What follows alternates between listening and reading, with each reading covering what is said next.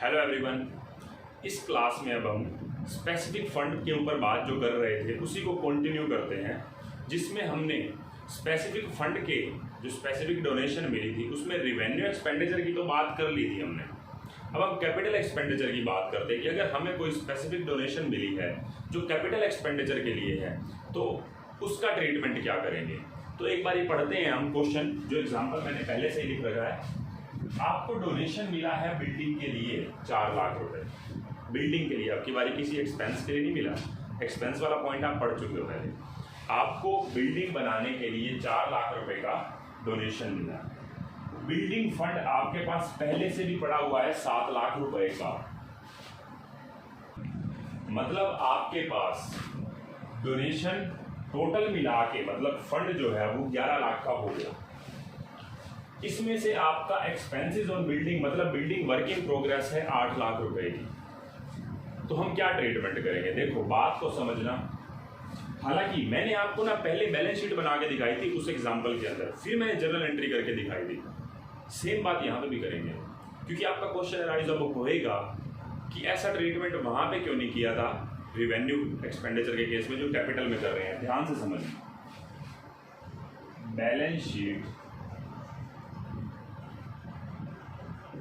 As eight 31 मार्च 20 expect, ये भी expect है। देखो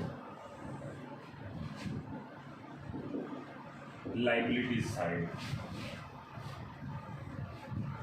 आपके पास पहले से बिल्डिंग फंड पड़ा हुआ है, कितने रुपए का पड़ा है 7 लाख रुपए।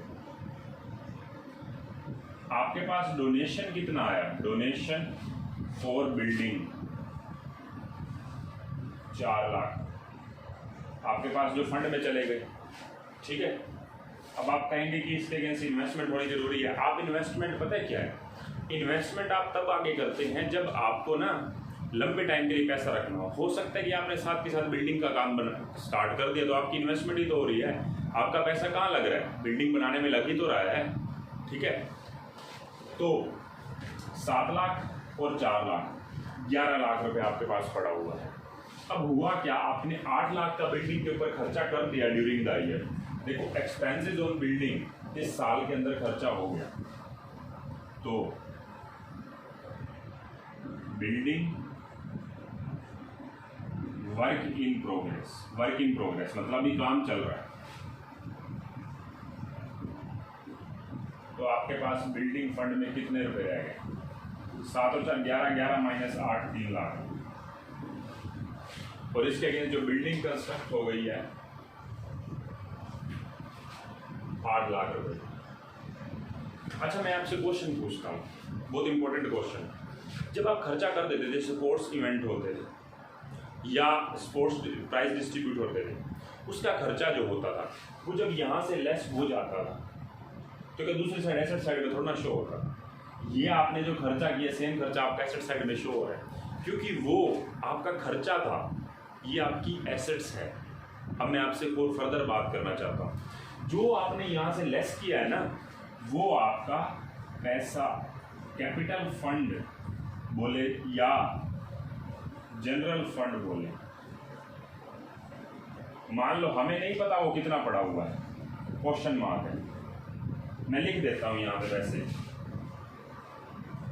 कैपिटल फंड एज एट 1/4/19 कोई 10 लाख रुपए हमारे पास पड़े, तो यहां पे 10 लाख रुपए पड़े।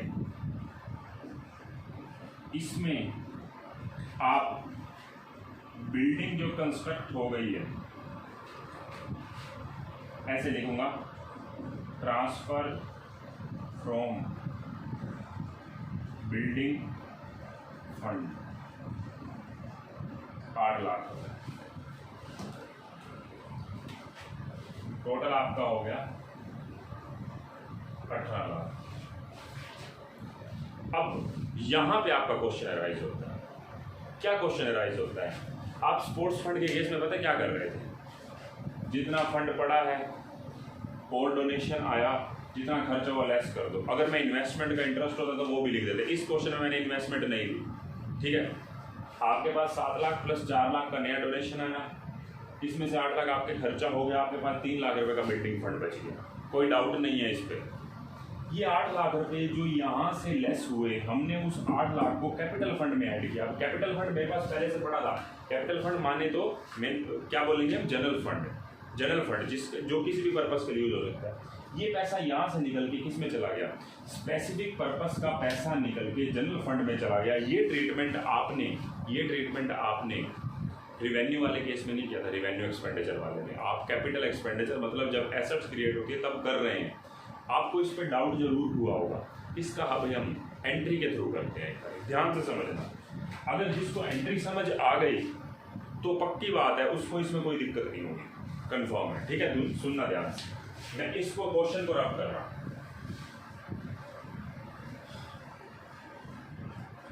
मुझे बताना, आप खुद बताना, आपके पास जो पहले से बिल्डिंग फंड पड़ा है उसकी तो कोई एंट्री नहीं होगी। आपके पास जो साल के बीच में आया है receipt and payment account debit 4 lakh रुपए,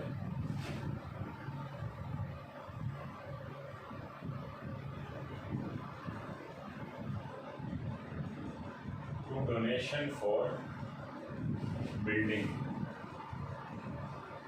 4 लाख रुपए। ये डोनेशन कहाँ चला जाएगा,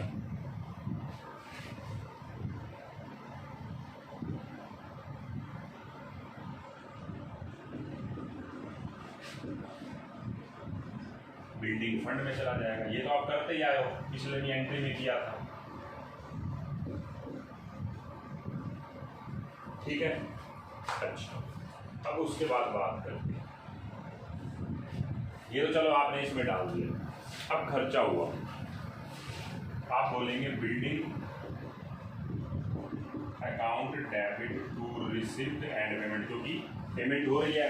इस चैप्टर के लिए मैं टू बैंक या बैंक डेबिट या टू बैंक लिखने की बजाय क्या लिखता हूँ, रिसिप्ट एंड पेमेंट। तो रिसिप्ट एंड पेमेंट में हमारे कितने रुपए हैं, 8 लाख रुपए का खर्चा होगा। अब समझना, बात को ध्यान से समझना। जब आप ये खर्चा कर देते थे पहले, जैसे स्पोर्ट्स इवेंट का खर्चा हो गया या कोई भी अदरवाइज खर्चा हो गया, उसको आप कहाँ से चार्ज करते थे, उस फंड से करते थे ना। जैसे sports event account debit to receipt and payment, मतलब पेमेंट हो गई, उसको आप स्पोर्ट्स फंड से चार्ज करते थे। हाँ, स्पोर्ट्स फंड नहीं पड़ा तो इनकम एंड एक्सपेंडिचर से चार्ज करते थे। ये पक्का है, खर्चे को चार्ज किया जाता है। क्या बिल्डिंग को मैं चार्ज कर दूँ क्या? आपने 8 लाख की बिल्डिंग बनाई, इसको आप बिल्डिंग फंड से चार्ज कर देंगे तो नील हो जाएगा, वो तो बिल्डिंग नील हो जाएगी। आपकी बिल्डिंग जो है आप उसको बुक्स में शो करेंगे या उसको बुक से हटा देंगे, तो बुक में शो होगी, क्योंकि वो तो क्या है, एसेट्स है, उसके ऊपर डेप्रिसिएशन लगेगा ना, उसके ऊपर डेप्रिसिएशन लगेगा। इसलिए बात को ध्यान से समझें। जो ये बिल्डिंग बनी है ना, ये बिल्डिंग आपकी बन गई, अब ये कहीं से चार्ज नहीं होगी, इसका तो डेप्रिसिएशन चार्ज होगा ईयरली। इसीलिए इस बिल्डिंग फंड में से टोटल कितना हो गया बिल्डिंग फंड, 7 पहले से पड़ा था, 4 और 11 पड़ा हुआ है। 11 में से जो 8 लाख रुपए का बिल्डिंग फंड है ना, उसको डेबिट तो फिर भी करना पड़ेगा, उसको डेबिट तो फिर भी करना पड़ेगा, लेकिन बिल्डिंग को चार्ज थोड़ी ना करूंगा इससे। बिल्डिंग तो एसेट्स में शो हो रही है, देखो, जबकि खर्चा नहीं होता। मैंने तभी तो आपको बोला था, देखो यहाँ जो आपने घटाया वो यहाँ पे आप शो कर रहे हो, क्योंकि एसेट्स है, वो खर्चा था। समझे बात को? तो मैं इस बिल्डिंग को शो करूंगा, लेकिन ये जो बिल्डिंग फंड टोटल मेरा 7 पिछला पड़ा था, 4 और 11 जो आया है ना, इस 11 में से 8 तो मेरे को हटाने पड़ेंगे, क्योंकि ये मेरी टेंशन खत्म हो चुकी है। मैं कब अपनी बुक्स में किसी भी स्पेसिफिक डोनेशन को लायबिलिटी कब दिखाता हूँ, जब मेरा खर्चा ना हुआ हो। जब वो खर्चा हो जाता है मैं उतने घटा देता हूँ, घटा दिए ना। अब मैं घटाने की कोशिश में तो हूँ कि बिल्डिंग फंड को डेबिट करूँ, क्रेडिट किसको करूँ, क्रेडिट किसको करूँ? आप खुद सोच के देखो, बिल्डिंग को तो मैं क्रेडिट कर ही नहीं सकता, बिल्डिंग को बुक से कैसे हटा दूँ? अभी तो शो किया है मैंने उसको, खर्चा थोड़ा ना बुक्स में दिखाया जाता है एज एन एसेट्स।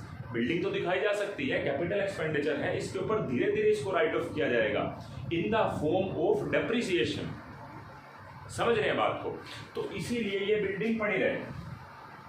अब इस बिल्डिंग फंड को डेबिट करके जो एक स्पेसिफिक फंड था, ये कहाँ ट्रांसफर हो जाएगा? कैपिटल फंड में, जिसको हम क्या बोलते हैं? General fund.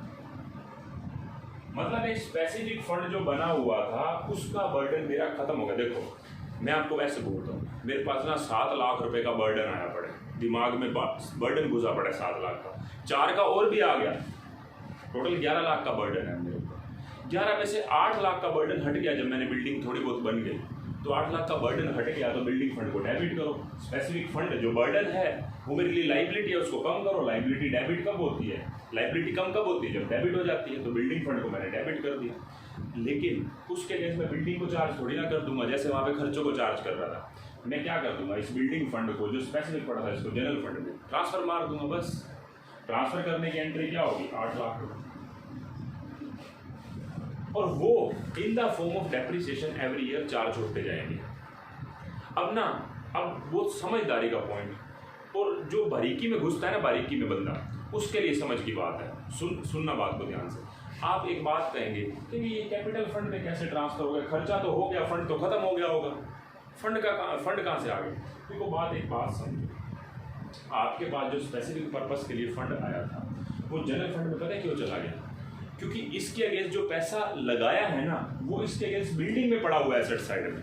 मतलब मैं अगर आपको बोलूं कि यहाँ पे जो 8 लाख रुपए है ना, वो अब ये वाला जो इन्वेस्टमेंट है ये कोई स्पेसिफिक पर्पस के लिए थोड़ी ना है, इसीलिए इसके अगेंस्ट लाइबिलिटी कहाँ पे पड़ी है? ये है, इसके अगेंस्ट लाइबिलिटी ये पड़ी हुई है, ये मतलब मेरी जनरल फंड के अंदर। अब एक क्वेश्चन और भी राइज होता है, कैपिटल फंड में डाला है, ये वैसे इसका कोई और इफेक्ट समझाओ। देखो एक बात सोचो, आप खुद सोचना, अगर आप यहाँ से कोई खर्चा होता, उस खर्चे को चार्ज करते, खर्चा कहाँ से चार्ज होता है? इस लाइबिलिटी से चार्ज होता है। स्पोर्ट्स फंड से अगर स्पोर्ट्स फंड पड़ा होता तो उससे खर्चा चार्ज होता, स्पोर्ट्स इवेंट, वो आपस में कैंसिल हो जाते हैं ना। सोच के देखो, क्या वो इनकम एंड एक्सपेंडिचर में जाता? कभी भी कोई बिल्डिंग फंड जो मिलता है, मुझे बिल्डिंग फंड का डोनेशन मिलता है, मैं उसको कहाँ डालता हूँ? बिल्डिंग फंड में। मतलब एक इनकम को, अब थोड़ा सा बस 2 मिनट और सुनना, एक कोई भी डोनेशन मुझे मिलता है जनरल पर्पस के लिए, ठीक है, वो जो भी मुझे मिला मैं उसको कहाँ ट्रांसफर कर रहा हूँ? उसी फंड के अंदर, स्पोर्ट्स फंड के अंदर। मैं उसको इनकम एंड एक्सपेंडिचर में तो नहीं डाल रहा बिल्कुल भी। सेम बात, जो खर्चा हो रहा था मैं उसको भी कहाँ डाल रहा था? उसी फंड से चार्ज कर रहा था। मतलब इनकम एंड एक्सपेंडिचर का तो नाम ही नहीं आ रहा था। समझ रहे हो बात को? अब मुझे एक बात बताओ, इनकम एंड एक्सपेंडिचर का इफेक्ट कहाँ जाता है? इनकम एंड एक्सपेंडिचर का इफेक्ट कहाँ जाता है? कैपिटल फंड में ही तो जाता है। मान लो अगर मैं ये बोल दूं कि ये स्पोर्ट्स फंड जो है ना, इसको इनकम एंड एक्सपेंडिचर में ट्रांसफर कर दो जी, फायदा हो गया। ये तो फायदा क्या हो गया? ये फ्री हो गया फंड। तो इनकम एंड एक्सपेंडिचर का इफेक्ट भी तो कैपिटल फंड में जाएगा। आज जो कैपिटल फंड क्रेडिट हुआ है ना, एक बात आप समझ लो, और लास्ट इंपॉर्टेंट बात, आज जो 8 लाख रुपए का कैपिटल फंड क्रेडिट हुआ है, ये फ्यूचर में डेबिट भी होगा। कैसे डेबिट होगा? ये जो बिल्डिंग के ऊपर डेप्रिसिएशन लगेगा, मान लो 5 साल में राइट ऑफ करना है 8 लाख रुपए को, सुनना ध्यान से, 8 लाख रुपए को 5 सालों में राइट ऑफ करना है। हर साल का डेप्रिसिएशन है 1,60,000 रुपए। कहाँ पे जाएगा डेप्रिसिएशन? जैसे पीएनएल के डेबिट में जाता था, वैसे इनकम एंड एक्सपेंडिचर के डेबिट में जाएगा। अगर इनकम एंड एक्सपेंडिचर से डेबिट में जाएगा, ये बिल्डिंग की वैल्यू जो कम होगी, वो इनकम एंड एक्सपेंडिचर का इफेक्ट कहाँ जाएगा? कैपिटल फंड में जाएगा। अल्टीमेटली 5 सालों में वो कैपिटल फंड 1,60 करके 5 सालों में 8 लाख डेबिट होगा कि नहीं होगा? होगा ना। जो यहाँ पे क्रेडिट हुआ था वो वहाँ पे डेबिट भी हो जाएगा, हिसाब तो बराबर हो गया। मतलब सोच के देखो, बहुत बारीकी से सोचो तभी बात समझ आती है। मैंने इस बिल्डिंग को डेबिट करके, इस बिल्डिंग फंड को डेबिट करके इस बिल्डिंग को एक साथ क्रेडिट नहीं किया, नहीं कर सकता, क्योंकि ये बिल्डिंग तो भी बनी है। ये कोई खर्चा थोड़ी ना है कि भाई लो भाई राइट ऑफ कर दिया इससे, जैसे स्पोर्ट्स फंड था, स्पोर्ट्स इवेंट था या प्राइज डिस्ट्रीब्यूशन था। नहीं, आपने इसको एक फंड के अंदर रखा। फिर जब फ्यूचर में इसकी एसेट्स की वैल्यू कम होगी, मान लो अगला साल आ गया, मैं यहाँ पे लिख रहा हूँ नेक्स्ट ईयर में मैंने डेप्रिसिएशन लगाया, depreciation account debit to building, कितने का? 1,60,000 रुपए का। ये 1,60,000 का डेप्रिसिएशन कहाँ जाएगा बताना? Income and expenditure account debit to depreciation 1,60,000। और इनकम एंड एक्सपेंडिचर का इफेक्ट कहाँ जाएगा बताओ? इनकम एंड एक्सपेंडिचर कहाँ पे जाता है? जैसे पीएनएल का इफेक्ट कैपिटल में जाता था, इनकम एंड एक्सपेंडिचर का इफेक्ट कैपिटल फंड में जाएगा। ये कैपिटल फंड मेरा डेबिट हो गया। कितने रुपए से डेबिट हो गया?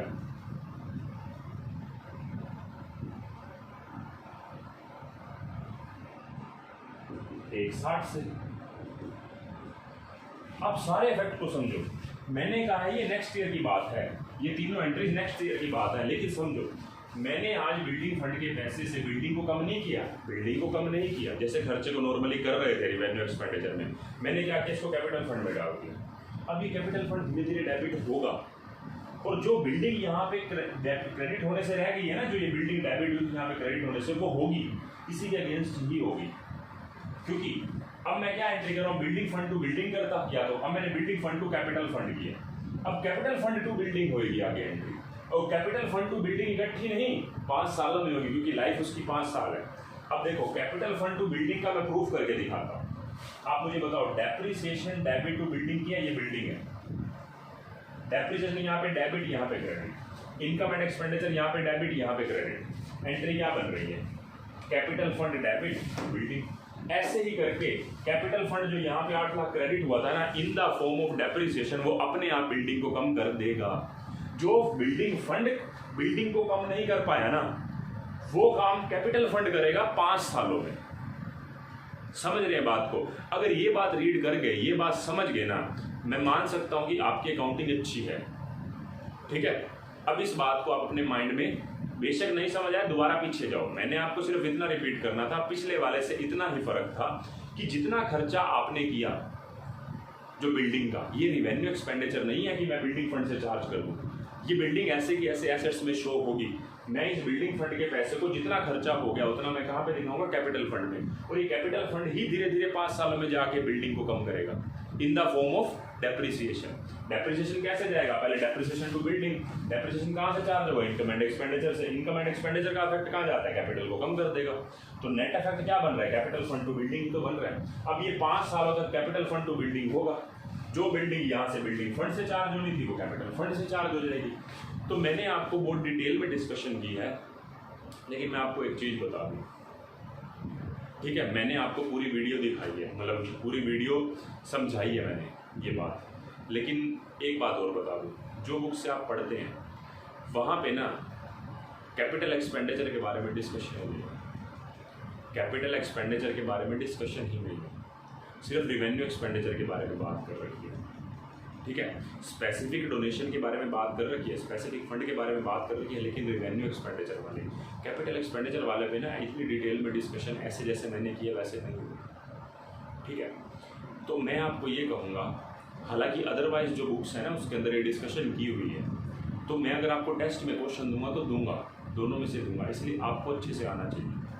ठीक है, तो ये बात आपको पता होना चाहिए कि जनरल फंड जो पहले से 10 का पड़ा था उसमें से 8 यहाँ से कैंसिल होकर कैपिटल फंड में गए हैं, और ये एंट्री इसका प्रूफ है। ठीक है, तो आपको ये बात समझ आनी चाहिए। एक छोटा सा एग्जांपल और है, वो करना है।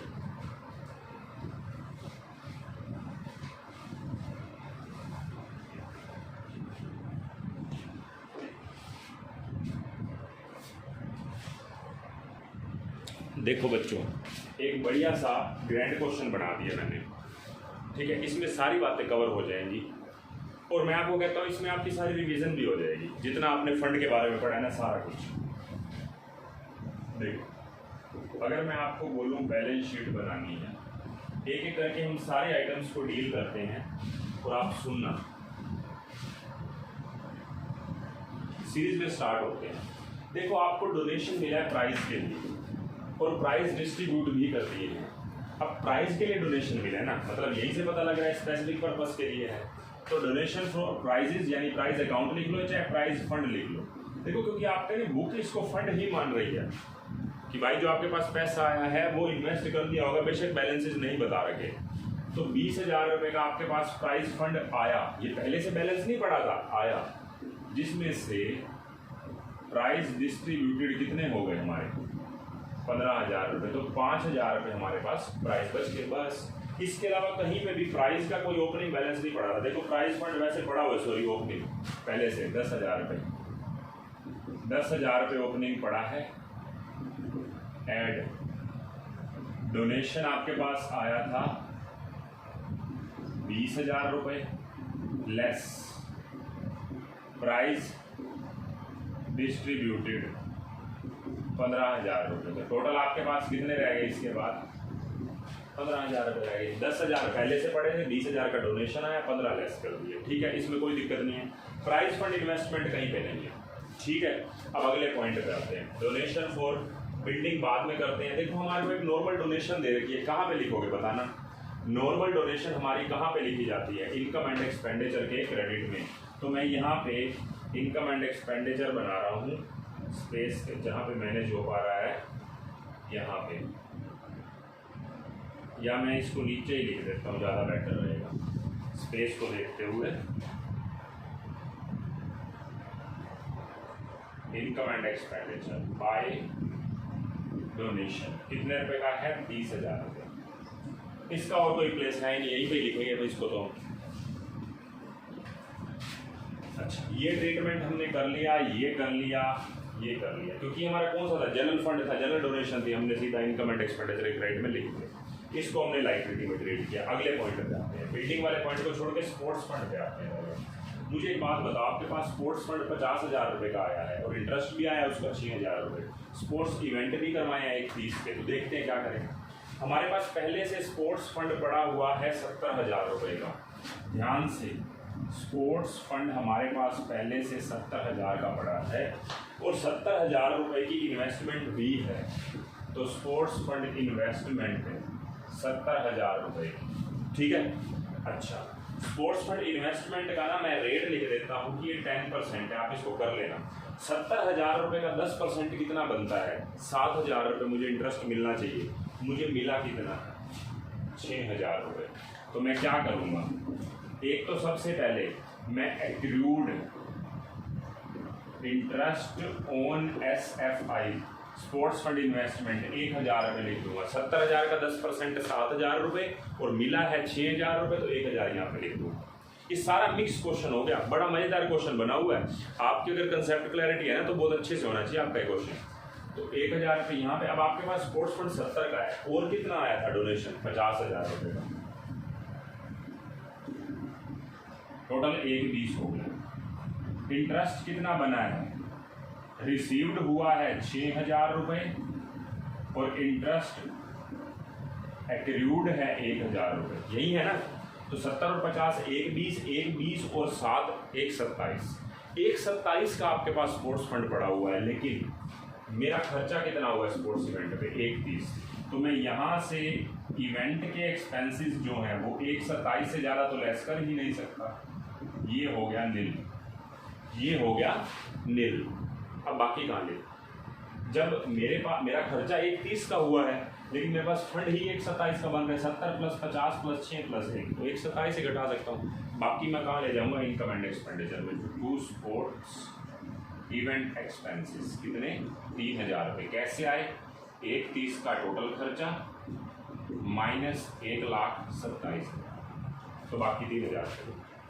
ठीक है, तो मैंने स्पोर्ट्स फंड का भी ट्रीटमेंट कर दिया, इसका कर दिया, इसका कर दिया, इसका कर दिया और यहाँ से इन दोनों का भी ट्रीटमेंट कर दिया। प्राइज फंड का भी ट्रीटमेंट हो गया। अब हम आते हैं बिल्डिंग फंड पे। ध्यान से समझना फिर से।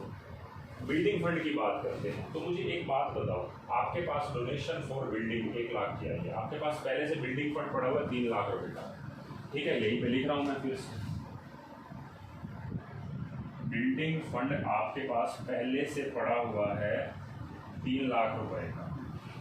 आपके पास डोनेशन फॉर बिल्डिंग आया है 1 लाख रुपए। टोटल कितना हो गया? 4 लाख का।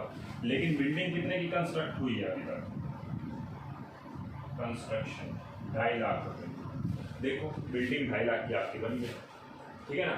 अगर बिल्डिंग 2.5 लाख की बन रही है तो आपके पास 3 और 1 4, 4 - 2.5 1.5 लाख रुपए बचते हैं।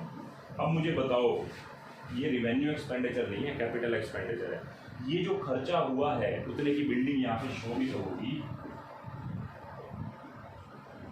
Building work in progress 2.5 lakh, ये काम जारी है, कब वर्क इन प्रोग्रेस है। अब आगे सुनो, जो 2.5 लाख रुपए मैंने यहाँ पे छोड़ दिए, इट मीन्स वो 2.5 लाख रुपए कहाँ पे जाने चाहिए? जनरल फंड में तो जाएंगे ही जाएंगे। ये तो मैं इग्नोर कर ही नहीं सकता उसको, जैसे मैंने अभी आपको पिछले क्वेश्चन में समझाया है। तो मैंने ये वाला पोर्शन रब कर रहा हूँ, क्योंकि आप ये नोट कर चुके होंगे। मैं आपको बोलूँगा कि आप सीधा सीरीज में नीचे करें, लेकिन मुझे करना पड़ेगा, मेरे पास स्पेस नहीं है। आप सीरीज में नीचे करते जाना। अब मुझे एक बात बताओ, आपके पास जनरल फंड या कैपिटल फंड पड़ा कितने का? कैपिटल फंड आपके पास, जनरल फंड मतलब ये पड़ा हुआ है 10 लाख रुपए का, और जनरल फंड इन्वेस्टमेंट भी है, GFI 10 लाख रुपए की इन्वेस्टमेंट भी है, ठीक है। देखो एक बात बताओ, क्या जनरल फंड इन्वेस्टमेंट नहीं हो सकती? स्पेसिफिक हो सकती है तो जनरल भी हो सकती है। आगे मैं अभी और भी बात पूछूंगा। वैसे तो देखो आपके पास कैपिटल फंड में 10 लाख रुपए पड़े हुए हैं, ठीक है। मैं आपसे ये पूछता हूँ, जो कैपिटल फंड बोल रहे हैं, जनरल फंड बोल रहे हैं, ये जो आपने बिल्डिंग कंस्ट्रक्ट की है वो यहाँ से लेस होकर यहाँ पे ऐड करा था हमने। रीजन मैं बता चुका हूँ लास्ट क्वेश्चन में, मैं रीजन नहीं बताऊंगा। तो add transfer from building fund 2.5 lakh रुपए ऐड हुए, ठीक है। तो मैंने ये भी ट्रीट कर दिया, इसका भी ट्रीटमेंट कर दिया, जनरल फंड भी लिख दिया, जनरल फंड इन्वेस्टमेंट भी लिख दिया। प्राइस फंड का हो चुका था ऑलरेडी, बिल्डिंग फंड का यहाँ से 3 लाख रुपए ट्रीटमेंट हो चुका, बाकी और कुछ नहीं रहता। अब मैं आपसे एक चीज़ और पूछना चाहता हूँ, इंटरेस्ट आया है जनरल फंड इन्वेस्टमेंट का, मैं आपसे क्वेश्चन पूछूंगा। मुझे एक बात बताओ, ये जो इंटरेस्ट आया है जनरल फंड इन्वेस्टमेंट का, जैसे स्पोर्ट्स फंड इन्वेस्टमेंट का इंटरेस्ट आया था, मैंने कहाँ डाला था? स्पोर्ट्स फंड में डाला था, क्योंकि मैं उस फंड को रेज करना चाहता था, बढ़ाना चाहता था, तभी तो मैंने इन्वेस्ट किया था। लेकिन जनरल फंड तो किसी भी पर्पस के लिए काम आ सकता है। ये जनरल फंड का जो इंटरेस्ट आएगा वो जनरल फंड में थोड़ी ना जाएगा, उसके लिए ट्रीटमेंट थोड़ी ना, वो तो स्पेसिफिक फंड के लिए होता है। जनरल फंड का ट्रीटमेंट क्या है? जो उसका इंटरेस्ट है ना, वो इनकम एंड एक्सपेंडिचर के क्रेडिट में नॉर्मल इंटरेस्ट है, जब उसकी कोई टेंशन ही नहीं है। मुझे एक बात बताओ, मुझे ये पता है कि स्पेसिफिक फंड जो है उससे मुझे कुछ कमाई बढ़नी चाहिए ताकि वो स्पेसिफिक पर्पस पे अच्छे से लगा सकूं, तभी मैं इन्वेस्ट करता हूं। लेकिन जनरल फंड तो किसी भी पर्पस के लिए इन्वेस्टमेंट हो सकती है, तो उसका इंटरेस्ट उस जनरल फंड में थोड़ी ना डालूंगा, मैं इनकम एंड एक्सपेंडिचर के क्रेडिट में लिखूंगा। तो ये जो interest on general fund investment है ना, वो यहाँ पे आएगा, bye interest on general fund investment 10,000 रुपये। और सबसे बड़ी बात है, इसके साथ रेट नहीं गिवन, रेट गिवन नहीं है, कहीं आप सोचो कंफ्यूज हो, ठीक है, रेट गिवन नहीं है, तो 10,000 रुपये मैंने सीधा लिख दिया। अब एक बात बताओ, सारी आइटम्स हो गई, ये हो गई, ये हो गई, ये हो गई, ये हो गई, ये भी हो गई, ये भी हो गई, ये भी हो गई, ये भी हो गई, ये भी हो गई, ये मैच एक्सपेंसेस रह गया। मुझे एक बात बताओ, मैच एक्सपेंसेस 15,000 रुपये के हैं, बताओ कहीं पे मैच फंड है? चेक कर लो कहीं पे मैच फंड हो, अगर कहीं पे मैच फंड दिखते हैं तो नहीं है, मतलब अब ये खर्चे कहाँ जाएंगे? जब फंड ही नहीं है तो इनकम एंड एक्सपेंडिचर में जाएंगे। टू मैच एक्सपेंस कितने रुपए के हैं? 15,000 रुपये, ठीक है। आप इस क्वेश्चन को रीड करो अच्छे से, अंडरस्टैंड करो। मेरा मानना यही है, इस क्वेश्चन की जो था ना, इसने आपके सारे के सारे पिछले कंसेप्ट रिवाइज करे हैं, आपका कंसेप्ट स्ट्रॉन्ग किया है। अब बुक के क्वेश्चन हाथ लगा के देख लो जिस बुक से पढ़ते हो। मैं आप कहेंगे पता नहीं इतना क्यों बोला, क्यों टाइम खराब किया अपना? मैंने अपना टाइम खराब नहीं किया, आपकी कंसेप्ट क्लियर किया है, ठीक है।